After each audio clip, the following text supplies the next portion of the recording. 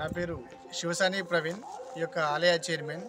ముప్పారం గ్రామంలోని 1000 ఏళ్ల కిందట గణపతి మహారాజులు నిర్మించిన ఈ యొక్క ఆలయం మరి శిథిలావస్థకు చేరగా గత 3 ఏళ్ల కిందట గ్రామస్తులంతా ముందుకు వచ్చి ఈ యొక్క ఆలయాన్ని పునర్నిర్మించి గత సంవత్సరం నవంబర్లో మరి పునః ప్రాణప్రతిష్ఠ జరిపించడం జరిగింది.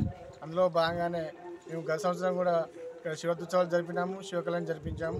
ఇప్పుడు ఈ సంవత్సరం కూడా రేపు శివరాత్రి ఉత్సవాలు కూడా అంగరంగ వైభవంగా చేయడానికి అన్ని విధాలా సిద్ధం చేశాము. రేపు శివరాత్రి కార్యక్రమాలు మరి అన్నీ మొదలవుతాయి. ఓం నమః శివాయ. జై శ్రీరామ్.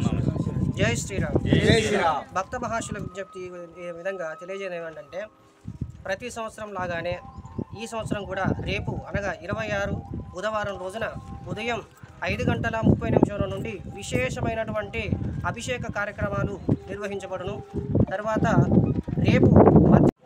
రేపు రాత్రి 8:30 స్వామివారి మహావైభవీతంగా స్వామివారి కళ్యాణ మహోత్సవం కూడా నిర్వహించడం జరుగుతుంది.